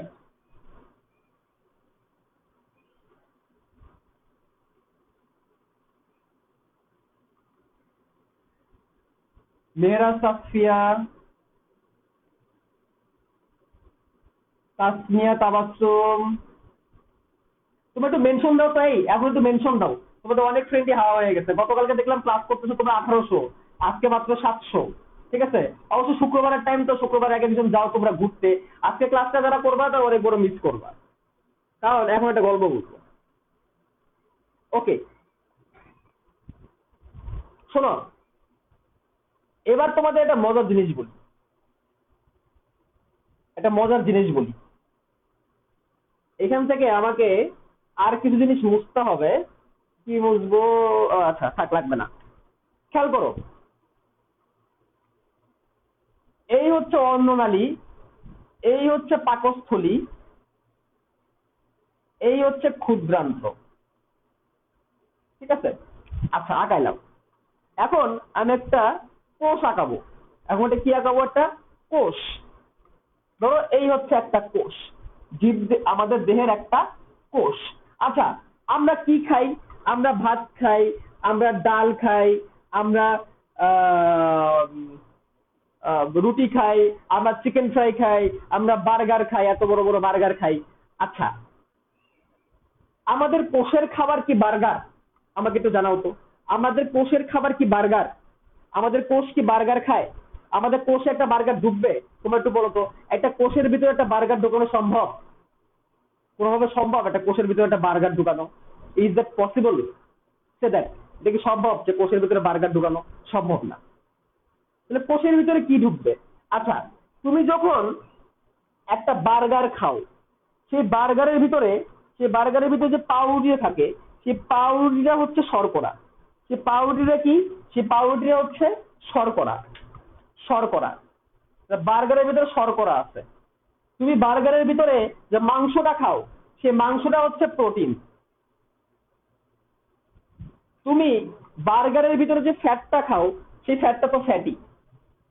ঠিক আছে, এই এত বড় বড় জিনিস এগুলো কোষের মধ্যে যাবে না। এখন কথা হচ্ছে, ভাই কোষে কেন পাঠাবো? কোষে কেন পাঠাবো? এইখানে হচ্ছে পরিপাক অধ্যায়ের নলেজ। কোষে পাঠাবো এই কারণে, কারণ 100 ট্রিলিয়ন কোষ দিয়ে আমাদের দেহ তৈরি। কোষ বাঁচলে আমরাও বাঁচবো। আমরা কি খাওয়ার জন্য বাঁচি না বাঁচার জন্য খাই? বাঁচার জন্য খাইতে হবে। খাওয়ার জন্য বাঁচলে জিরো ফিগার হয়ে একদম মানে উপরে চলে যাওয়া লাগবে। তার মানে এই শর্করা গুলোকে গ্লুকোজে পরিণত করতে হবে, তাহলে সেটা আমার কোষ নিতে পারবে। এই প্রোটিন গুলোকে এ এ মানে অ্যামাইনো অ্যাসিডে পরিণত করতে হবে। এ এ মানে কি? Amino acid. তাহলে আমার কোষ সেটা কি করতে পারবে? নিতে পারবে।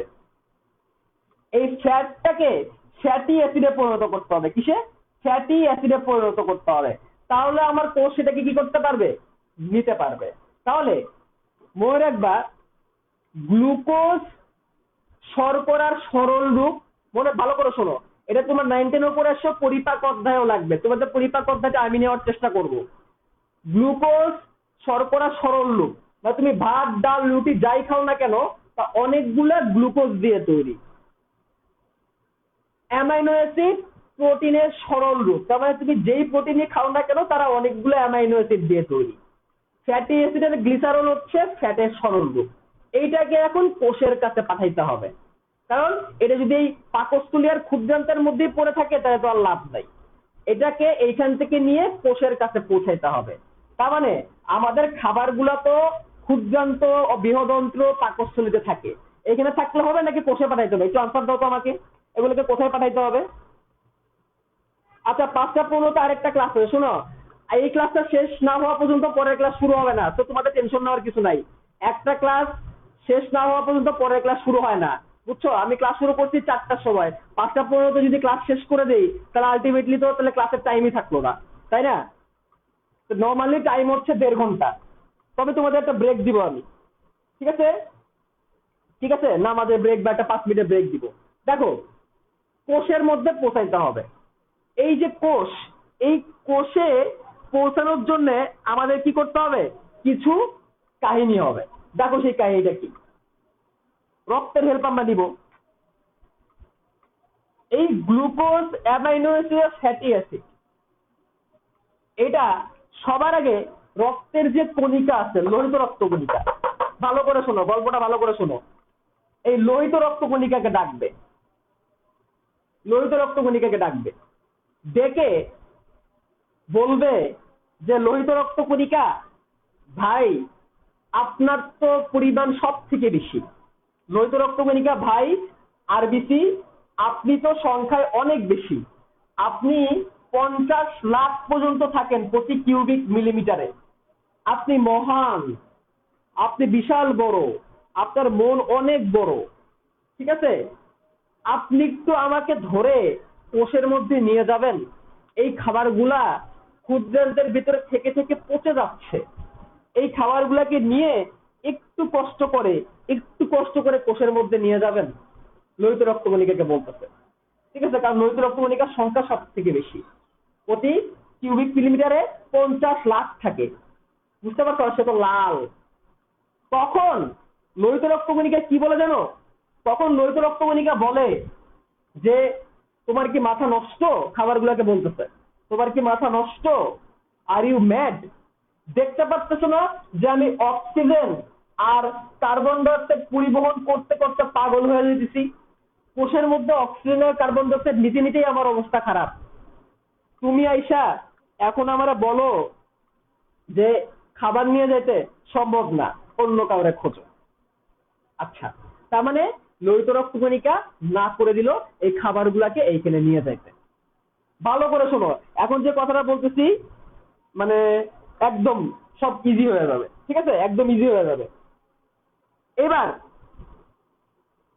এবার এবার যেটা সেটা হচ্ছে লোহিত রক্তকণিকা তো না করে দিল, এখন যাবে শ্বেত রক্তকণিকার কাছে, এখন যাবে শ্বেত রক্তকণিকার কাছে, ডাব্লিউবিসি শ্বেত রক্তকণিকার কাছে যাবে। এই শ্বেত রক্তকণিকার কাছে যাওয়ার পরে এই খাবারগুলা বলবে ভাই ভাই শ্বেত রক্তকণিকা, আপনি মানুষটা কিন্তু অনেক ভালো, আপনার পরিমাণ কম, আপনি 4000 থেকে 11,000 পরিমাণ থাকেন, আপনার পরিমাণ কম, কিন্তু আপনি মানুষটা মহান, আপনি এই দেশের প্রতিরক্ষার কাজে হেল্প করেন, আপনি জীবাণু মারেন, আপনি দেশের অতন্দ্র প্রহরী। দেখেন আপনার কোষগুলো মরে যাচ্ছে, আপনার শরীরের কোষগুলো মরে যাচ্ছে, এই কোষগুলাকে খাবার দরকার, এই খাবারগুলো দয়া করে একটু নিয়ে যান, দয়া করে এই খাবারগুলো কোষে নিয়ে যান, ঠিক আছে? এটা কে বলতেছে? খাবারগুলো বলতেছে। তখন শ্বেত রক্তকণিকা কি বলে জানো? শ্বেত রক্তকণিকা বলে যে ভাই খাবার, তোমার কি মাথায় ঘিলু নাই? এত খাই কেন, এত খাই কেন, এত খাই পাটি কেন তোমরা? দেশের ভিতর আগুন জ্বলে গেছে, শরীরের ভিতর আগুন জ্বলতেছে, ঠিক আছে? বহির শত্রু আক্রমণ করছে, এখন তুমি আসো খাবার দাবার নিয়ে? তোমার কি মাথা নষ্ট? খাবার দাবার নিতে পারবো না, আমাকে কাজ করতে দাও, অন্য কাউকে খোঁজো। এই বইলা শ্বেত রক্তকণিকাও কি করে দিল? এই বলে শ্বেত রক্তকণিকাও বললো যে তার পক্ষে সম্ভব না। সে জীবাণু মারতে মারতেই কি সে টায়ার্ড হয়ে গেছে, জীবাণু ভক্ষণ। আচ্ছা, শেষমেশের কে বাদ থাকলো বলো? শেষমেশের কে বাদ থাকলো? শেষমেশ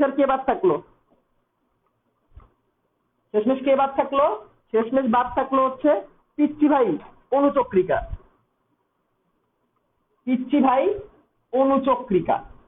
তোমরা যারা এখনো কমেন্টে গল্প করতেছো, বিশাল গল্প মিস করলা। ছোট্ট অনুচক্রিকা ভাই অনুচক্রিকার কাছে গেছে, অনুচক্রিকার কাছে যে এখন বলতেছে অনুচক্রিকার সংখ্যা মোটামুটি বেশি আছে, 2.5 লাখ থেকে 5 লাখ পর্যন্ত হয়, ঠিক আছে? 2.5 লাখ থেকে 5 লাখ পর্যন্ত হয় অনুচক্রিকার সংখ্যা। তো অনুচক্রিকার কাছে যে বলতেছে যে অনুচক্রিকা, আচ্ছা তোমাদের বই ইনফরমেশনটাই বলি, তোমার বই এটাকে 1.5 লাখ থেকে 3 লাখ বলছে নতুন বই। যাদের কাছে নতুন বই আছে তাদের এখানে 1.5 লাখ থেকে 3 লাখ। আচ্ছা, অনুচক্রিকার কাছে যে বলতেছে যে আপনাদের শ্বেত রক্তকণিকা, লোহিত রক্তকণিকা সবাই না করে দিচ্ছে, এখন ভাই আপনিই আছেন, আপনি তো ওদের মধ্যে সবার থেকে ছোট, আপনি যদি একটু হেল্প করেন। অনুচক্রিকা বলতেছে যে তোমার কি মায়া দরদ নাই, এই খাবার তোমার কি মায়া দরদ নাই, আমি এইটুকু কণিকা, শ্বেত রক্তকণিকা এত বড়, সব থেকে বড়, লোহিত রক্তকণিকার সংখ্যা এত বেশি, আমি এইটুকু কণিকা, সব থেকে ছোট ছোট কণিকা, আমার মধ্যে নিউক্লিয়াসও নাই, আমি পিচ্ছি ওদের ছোট ভাই, তুমি আমার উপর এত বড় খাবারের দায়িত্ব চাপাইতে চাইতেছো, তুমি চাইতেছো এই খাবারের বস্তা নিয়ে আমি কোষের কাছে যাই, কোনো জায়গায় যদি কাইটা মাইটা যায় তাহলে আমার দায়িত্ব সেখানে প্রস্তাব পেঁচা রক্তপাত বন্ধ করে দিব। ঠিক আছে, তার মানে তার কাজ হচ্ছে রক্তপাত বন্ধ করা, রক্ত জমাট বাঁধানো। সে বলতেছে যে কোনো জায়গায় যদি কাইটা মাইটা যায় তাহলে আমার দায়িত্ব, আমি কি করব, আমি সেখানে রক্তটা জমাট বাঁধাই দিব প্রস্তাব লাগায়। তার মানে কি, তার মানে অনুচক্রিকাও না করে দিচ্ছে। এই নামাজের ব্রেক দিব, শেষ করতে তো একটা টপিক, নামাজের ব্রেক তো অবশ্যই দিব। ঠিক আছে, তোমাদের নামাজ আজান দিতে এখন আরো 5-7 মিনিট তোমার সময় পাবা। ঠিক আছে, তাহলে অনুচক্রিকাও না করে দিল, তাহলে এখন থাকলো কে? ঠিক আছে, এখন থাকলো কে? নামাজের ব্রেক দিব রে, দিব দিব দিব নামাজের ব্রেক দিব। একটা টপিক পড়ার মাঝখানে যদি ব্রেক দিয়ে দিই তাহলে সেটার মধ্যে কি হয়ে যাবে বলতো, সেই টপিকের মধ্যে একটা পুরোপুরি ব্রেক চলে আসবে। আর আমি এবার দেখো, তাহলে সে বলল যে তার পক্ষে সম্ভব না। এখন শেষমেশ কে থাকলো? এখন শেষমেশ কে থাকলো? রক্ত রস থাকলো, শেষমেশ রক্ত রস থাকলো। ঠিক আছে, রক্তরস, রক্তরসের কাছে এখন খাবারগুলো আসলো। খাবারগুলো খুব বিরক্ত, খুবই বিরক্ত। এই বিরক্তর সাথে বলতেছে যে দেখেন আপনার লোহিত রক্তকণিকা সংখ্যা এত বেশি, শ্বেত রক্তকণিকা সে নাকি আপনার প্রতিরক্ষা দেয়, অনুচক্রিকা সে ছোট বইলা আমাকে নিলই না, খাবারগুলো কেমন পচবে? রক্তরস বলতে কেন কেন কেন কেন পচবে? আমাকে দেন, আমাকে দেন। রক্তরস হচ্ছে সব থেকে দয়ালু, রক্তরস কি সব থেকে দয়ালু। সে বলতেছে যে আমাকে দেন খাবারগুলো, আমি নিয়ে যাচ্ছি। সাথে সাথে সাথে সাথে এই খাবারগুলোকে রক্তরস নিল, খাবারগুলোকে অ্যামাইনো অ্যাসিডকে রক্তরস নিল, ফ্যাটি অ্যাসিডকে রক্তরস নিল, নিয়ে কোষের কাছে পৌঁছায় দিল। এর জন্যই এই খাবারের উপাদানগুলো রক্তরসে থাকে। এই খাবারের উপাদান কেন রক্তরসে থাকে বুঝছো? তাহলে এই রক্তরসই খাবারগুলোকে এখানে নিয়ে যায়। বুঝতে পারছো? আচ্ছা, গল্প এখনো শেষ হয় নাই। রক্তরস হচ্ছে দয়ালু, সে খাবারগুলোকে এখানে নিয়ে গেল।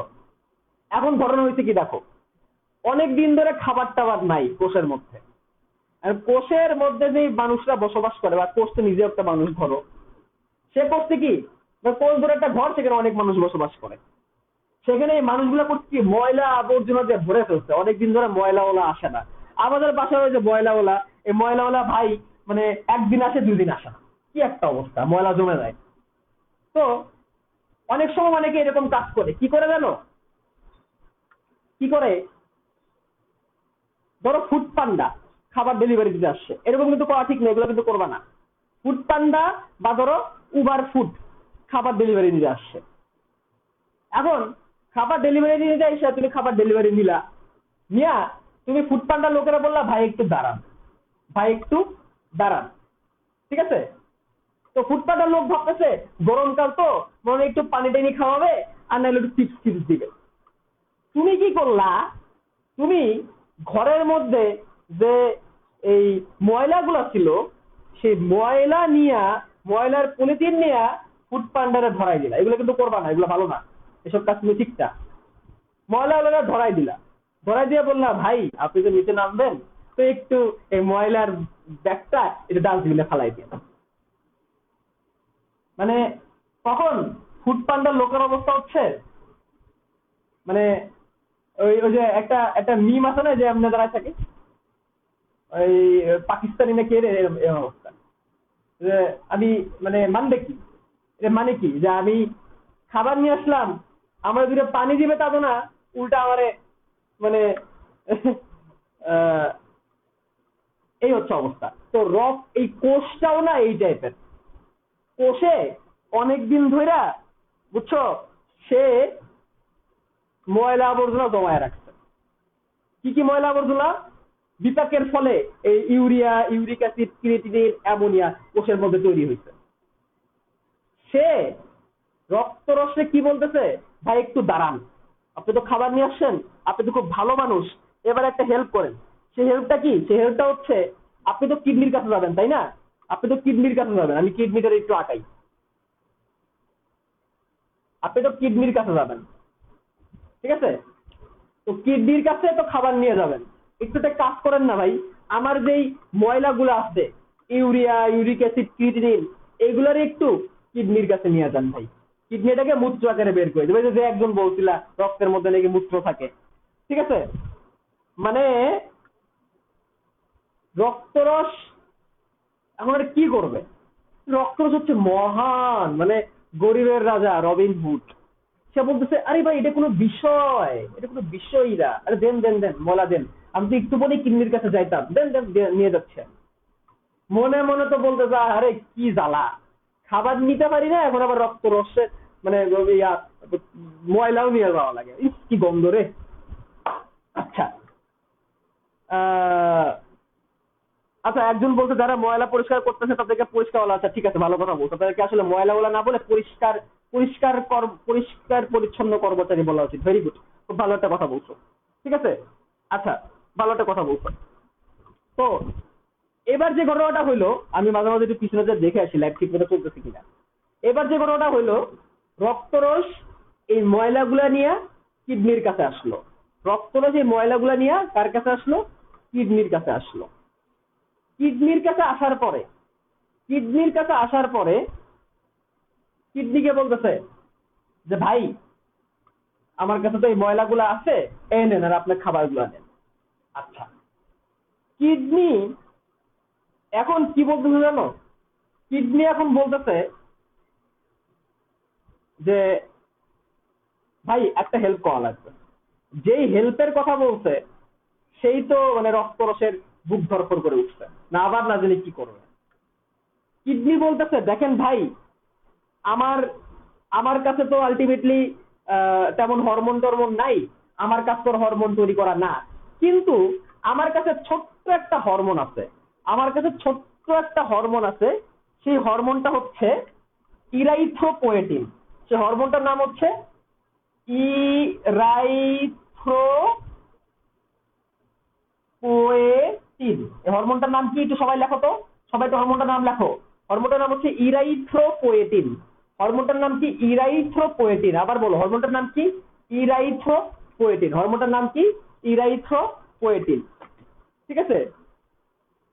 তো বলে আমার কাছে ইরাইথ্রোপোয়েটিন নামের একটা হরমোন আছে, এইটা ইরাইথ্রোসাইট তৈরি করে।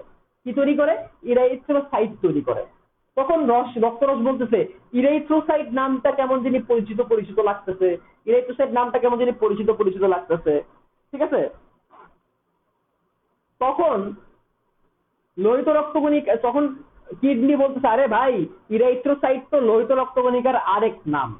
ইরাইথ্রোসাইট হচ্ছে লোহিত রক্তকণিকার আরেক নাম, যেমন শ্বেত রক্তকণিকার আরেক নাম লিউকোসাইট, অনুচক্রিকার আরেক নাম থ্রম্বোসাইট, তেমনি লোহিত রক্তকণিকার আরেক নাম হচ্ছে ইরাইথ্রোসাইট। এই ইরাইথ্রোপোয়েটিন হরমোনটা হাড়ের কাছে গেলে হাড় থেকে, অস্থিমজ্জা থেকে রক্ত তৈরি হবে বা লোহিত রক্তকণিকা তৈরি হবে। তখন সবাই সবাই সবাই বলো, সবাই বলো। আচ্ছা, এখানে যদি কোনো কন্ট্রিবিউটর থাকো তুমি একটু মেক শিওর করো তো ভাইয়া, যে এর পরের ক্লাসটা কি 5:15 শুরু হবে নাকি এই ক্লাস শেষ হওয়ার পর হবে? আর এরকম যদি হয় আমি একটু যারা হচ্ছে কন্ট্রিবিউটর টিম থেকে যারা আছো তাদের একটু দৃষ্টি আকর্ষণ করতেছি যে তোমরা একটু এখানে শিডিউলটাকে একটা সুন্দরভাবে একটা সাজানোর চেষ্টা করো, কারণ এই 4টার ক্লাস সবসময় এরকম হবে আর আমার ক্লাস 1.5 ঘন্টা আগে শেষ হবে না, ঠিক আছে? তাহলে আমি তো 1.5 ঘন্টা ক্লাস টানতেই পারবো না, ঠিক আছে? তাহলে এখানে শিডিউল নিয়ে একটু একটু ইয়ে করতে হবে, অথবা আমার ক্লাসটা আগাইতে হবে বা কিছু একটা করতে হবে। তাহলে আমার ক্লাস তো সাধারণত 1.5 ঘন্টার আগে শেষ হয় না, তোমরা তো জানোই কন্ট্রিবিউটর যারা আছো। সেক্ষেত্রে তো আমি 1 ঘন্টা 10 মিনিটও পেলাম না ক্লাস করতে, কারণ প্রথম 10-15 মিনিট তো এমনিই চলে যায়, ঠিক আছে। আচ্ছা, তো ইরাইথ্রোপয়েটিন হরমোন কি করে সবাই বলো, ইরাইথ্রোপয়েটিন হরমোন কি করে? কুইক কুইক কুইক, ইরাইথ্রোপয়েটিন হরমোন কি করে? কুইক, যারা যারা আনসার করছো তারা সবাই বলো, ইরাইথ্রোপয়েটিন হরমোনটা কি করে?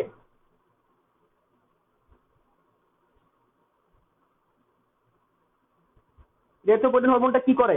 ইরাইথ্রোপয়েটিন হরমোন ইরাইথ্রোসাইট তৈরি করে। ইরাইথ্রোপয়েটিন হরমোন হচ্ছে ইরাইথ্রোসাইট তৈরি করে, মানে কি লোহিত রক্তকণিকা তৈরি করে। এখন রক্তরসার কি করবে?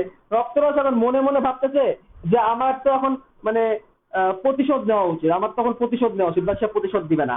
সে কি করবে? এই হরমোনটাকে কিডনির কাছ থেকে এই ইরাইথ্রোপয়েটিন হরমোনটাকে নিয়ে এসে হাড়ের কাছে যাবে, যে বলবে এই নেন এবার আপনি কি করেন, রক্ত লোহিত রক্তকণিকা তৈরি করেন। তার মানে আমাদের রক্ত রসের মধ্যে হরমোনও থাকে। আমাদের রক্ত রসের মধ্যে কি থাকে?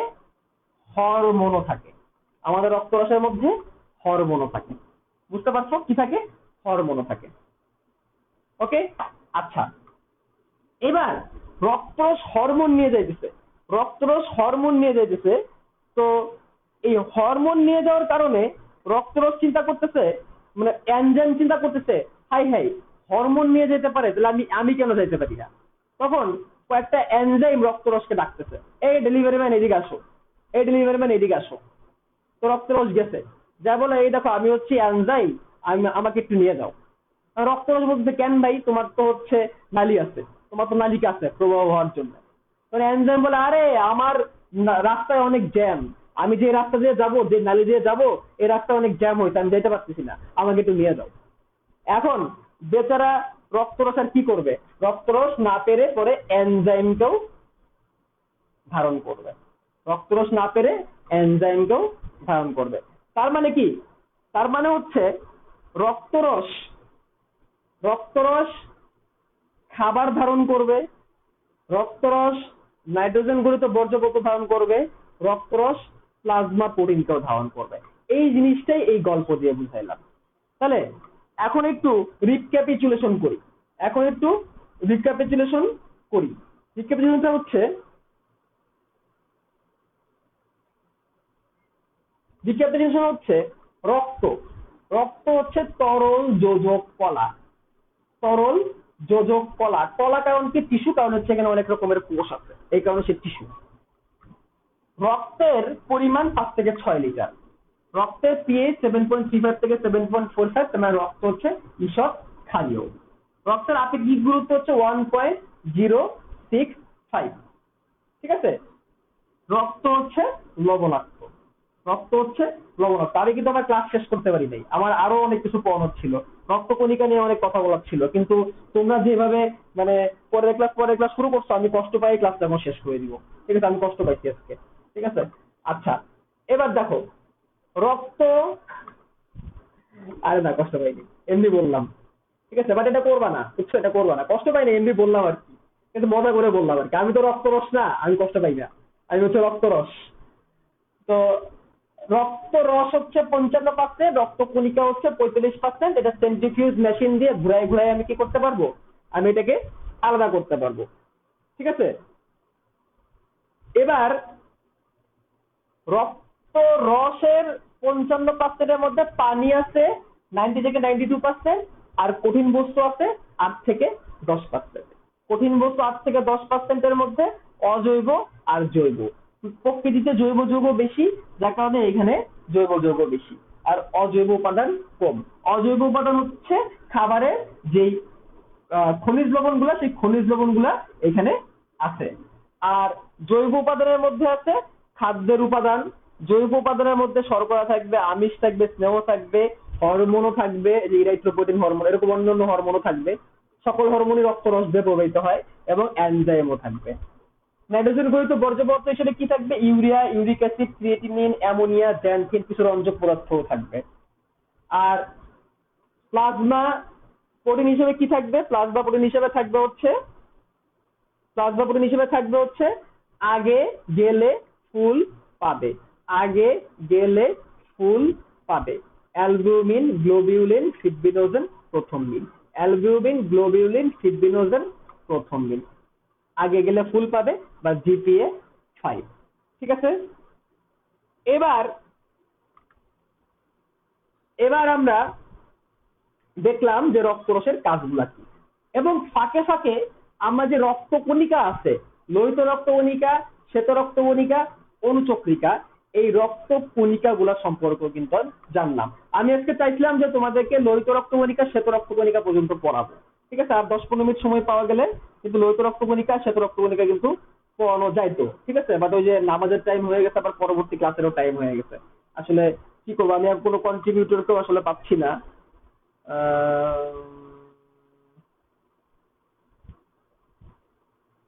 ভাইয়া হরমোনাল এনজাইমের মধ্যে পার্থক্য কি, এটা আমি নেক্সট ক্লাসে বলবো। হরমোনাল এনজাইমের মধ্যে একটা পার্থক্য আছে, এটা বুঝতে গেলে তোমাকে একটু জাস্ট আর কয়েকটা বেসিক কমন জানতে হবে, তাহলে সেটা তুমি ধরতে পারবে হরমোনাল এনজাইমের মধ্যে পার্থক্য কি। আমি বলবো, সমস্যা নাই।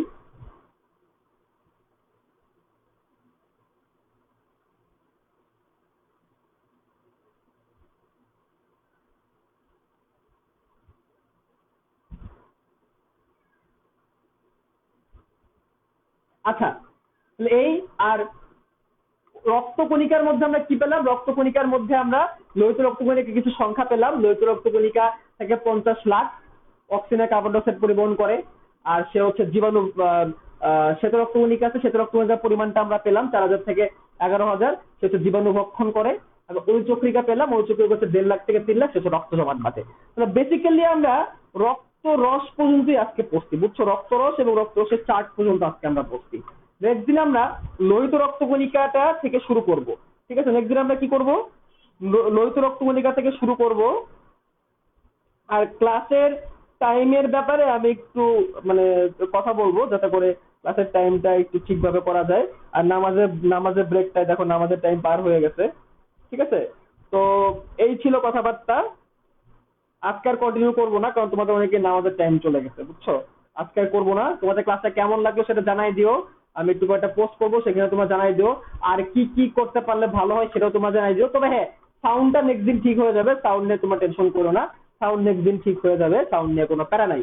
ঠিক আছে, আর কি কি তোমাদের ডিমান্ড, বা আরো কতটুকু ফাস্ট পড়াবো কিনা বা আরো স্লো পড়াবো কিনা সেটা তোমরা জানাই দিও। আজকে আমি যথেষ্ট স্লো পড়াইছি, গল্পে গল্পে গল্পে গল্পে গল্পে গল্পে তোমাদের জিনিসটা বোঝানোর চেষ্টা করছি। ঠিক আছে, আরো অনেক গল্প আছে, সেগুলো তোমাদেরকে আস্তে আস্তে আস্তে আস্তে আমরা দিয়ে যাবো, কোনো সমস্যা নেই। পুরো চ্যাপ্টারটা আমরা গল্পে গল্পে পড়বো। আমরা কিন্তু রক্তরসের পুরো কাজটা, তোমরা যদি এখন বই বের করো, বই বের করে যদি রক্তরসের কাজ দেখো, তারপর তোমাদের পুরো রক্তরসের কাজ কিন্তু এখন তোমাদের ইজি হয়ে গেছে। ঠিক আছে, রক্তরসের কাজ কিন্তু তোমার দেখবে একদম ইজি হয়ে গেছে, বুঝতে পারছো, রক্তরসের সব কাজই কিন্তু এখানে মোটামুটি চলে আসছে। ঠিক আছে, আর টাইম শিডিউলটা আমি তোমাদেরকে জানাবো। ওকে, তো তোমাদের গল্পটা তোমরা হচ্ছে চাইলে আবার রিভিউ করে নিতে পারো, আবার দেখে নিতে পারো গল্পটা। ঠিক আছে, গল্পটা ক্লাসটা তো থাকবেই, ভিডিও তো থাকবেই, সেই ভিডিও দেখে তোমরা সেই গল্পটা আবার দেখে নিতে পারবা। তো ঠিক আছে, আজকের মতো এখানে শেষ। আর লাইটিং এর বিষয়টা কি শোনো, আমি বলি, আমি বড় বোর্ড নিয়ে কাজ করি, বড় বোর্ড নিয়ে ক্লাস করাতে হয়। তো বড় বোর্ড নিয়ে কাজ করলে লাইটিংটা একটু কম হয়। আমি যদি বোর্ডটাকে ছোট করে ফেলি তো অনেক বেশি লাইট দেওয়া যাবে, কিন্তু বোর্ড বড় হলে তখন লাইট রিফ্লেক্ট হয়, এই জন্য লাইটটা এর থেকে বেশি করাটা আসলে টাফ। তারপর আমি লাইট নিয়ে চেষ্টা করতেছি। তো লাইট যদি বাড়াইতে হয়, বোর্ড ছোট করে ফেলতে হবে। আর বোর্ড ছোট করে আমার ক্লাস নিতে পছন্দ না, কারণ সবসময় চিন্তা রাখতে হবে বড়, সবসময় প্রচেষ্টা রাখতে হবে বড়, চিন্তা ভাবনা বড় করতে হবে, তেমনি বোর্ডটাকেও বড় রাখতে হবে, বুঝছো। আমার মনে হয় লাইটের কোনো একটা সমস্যা হবে না। আর নেট প্রবলেম ছিল, এটা আমি জানি, নেট প্রবলেম ছিল। ঠিক আছে, থ্যাংক ইউ ভেরি মাচ। তাহলে আজকে মতো এখানেই শেষ। নেক্সট দিন আমরা গল্পে গল্পে পরের অংশটা আমরা আগাবো। আমরা গল্পে গল্পেই পড়বো, তোমাদের টেনশন নেওয়ার কিছু নাই। আমরা পরের দিন রক্তকণিকা থেকে শুরু করবো। ততক্ষণ পর্যন্ত আল্লাহ হাফেজ।